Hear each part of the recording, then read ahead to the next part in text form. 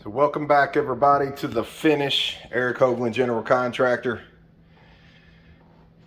Boy, this turned out gorgeous. Everything got flipped to the other side of the kitchen. Let me walk in now so you can see. So we did the backsplash. We got a new stove, new microwave, new cabinets. Granite countertops went in, undermount sink. We added halo lights up in the ceiling.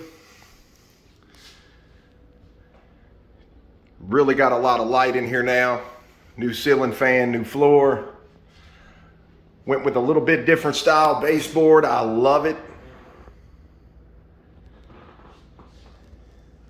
So this is where everything used to sit, if you remember, on this wall in the original video when we were tearing everything out.